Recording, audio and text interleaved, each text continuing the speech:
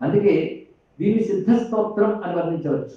అంటే చదివిన వారికి తప్పకుండా దీని నుంచి ఒక సిద్ధి లభిస్తుంది. చదివిన వారికే కదండి, విన్నవారికి కూడా. అంత శక్తివంతమైనటువంటి శ్లోకము. అందుకే అమ్మవారి అనుగ్రహం కావలసిన వాళ్ళందరూ ఒక్కసారి కళ్ళు తెరిచి శ్రద్ధతో ఈ శ్లోకంలో చెప్పిన దాని భావనాత్మను గ్రహించే ప్రయత్నం చేయాలి. కళ్ళు తెరిచి అంటే అంతఃకరణ యొక్క దృష్టిని తెరిచి ఇందులో చెప్పింది భావిస్తూ ఆ పదాలని ఎంత రమ్యంగా సమకూర్చాడు. ఇందులో మొదటి అక్షరం కకారం కనుక ఆయన కల్లోలోల్లసిత ఎలా అన్నారో ఈయన ఇంకోలా ప్రారంభించాడు. కళ్యాణాయుత పూర్ణచంద్రవదన ప్రాణేశ్వరానందిని పూర్ణ పూర్ణతర పరేశ మహిషి పూర్ణామృతాస్వాదిని సంపూర్ణ పరమోత్తమామృత కళా విద్యావతీ భారతీ శ్రీచక్ర ప్రియ బిందు తర్పణ పరా శ్రీరాజరాజేశ్వరి. ఇందులో అమ్మవారి రూపవర్ణన ఉంటుంది. ఆ నామాల్లో తత్వ విశేషములు చెప్పబడుతుంటాయి. అదేవిధంగా ఆరాధన విశేషాలు కూడా గోచరిస్తుంటాయి. ఇన్ని కలిపాడు. పైగా ప్రతి శ్లోకం కూడా అక్షరంతో ప్రారంభమవుతుంది కదా, మంత్రశక్తి కూడా ఉంటుంది. కళ్యాణాయుత పూర్ణచంద్రవదన, అమ్మవారి కళ్యాణ స్వరూపం. కళ్యాణి అనే మాట మనం చదువుకుంటున్న లలితా శాస్త్రంలో కూడా కళ్యాణ శైల నిలయ అంటూ అమ్మవారి నామాల్లో కళ్యాణ శైలం. కళ్యాణ శైలం అంటే వేరుపడదు. అమ్మవారి కళ్యాణి అంటే, కళ్యాణి అంటే మంగళ స్వరూపుని అని అర్థం ఇక్కడ. అంతేకాదు, కళ్యాణి అంటే మంగళకరమైన వాక్కు అని కూడా అర్థం ఉంది ఇక్కడ. మంగళకరమైన వాక్ అంటే వేదం, ప్రణవం, ఇన్ని అర్థం ఉంది. కళ్యాణ అనే శబ్దమే చాలా విశేషం.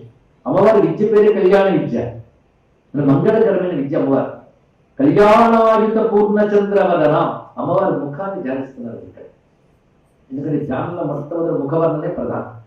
ఈ 15 అక్షరాల్లో మొదటి 5 అక్షరాలతో కూడిన భాగం పేరు వాగ్భవ కూటం అంటారు. 15 అక్షరాల భాగములు 3 భాగాలు చేస్తారు. 15 అక్షరాల మంత్రాన్ని వాగ్భవ కూటం. తర్వాత 2వ భాగం కామరాజు కూటం, 3వ భాగం శక్తి కూటం.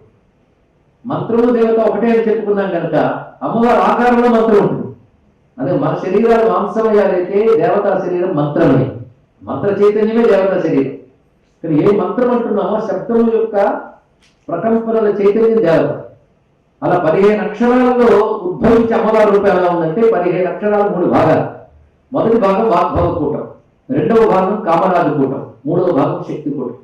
ఈ 3 కలిసి అమ్మవారి రూపం.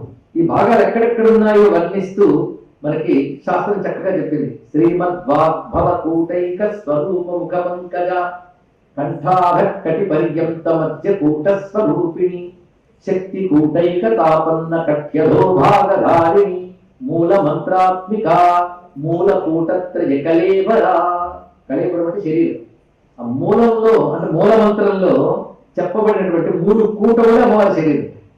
అందులో వాగ్భవ కూటం ముఖం, అంటే శ్రీమద్ వాగ్భవ కూటైక స్వరూప ముఖ పంకజ వాగ్భవ కూటం. దాని తర్వాత కంఠాల కటి పర్యంత, కంఠం నుంచి కటి వరకు అంటే మెడ నుంచి నడుము వరకు ఉన్నటువంటిది మధ్యకూట స్వరూపుడి అన్నారు. అంటే కామరాజ కూటం అని పేరు. దాని తర్వాత శక్తి కూటైక తాపన్న కట్యధో భాగధారిణి. కటి అంటే నడుము, నడుము నుంచి పాదం వరకు శక్తి కూటం అని చెప్పారు. ఇది అమ్మవారి యొక్క స్వరూపం. ఇది ఒక్కసారి భావన చేద్దాం. మన మంత్రం లేకపోయినా అమ్మ ధ్యానం చేయగలుగుతూ ఈ 3 కూటములు అమ్మవారి దేహం తెలుసుకోగలిగితే ప్రయోజనం ఉంది. ఈ ప్రయోజనం తెలుసుకుంటే అందరికీ కావాలనిపిస్తుంది. వాగ్భవ కూటం దీని నుంచే వేదాది విద్యలన్నీ ఉత్పన్నమైంది.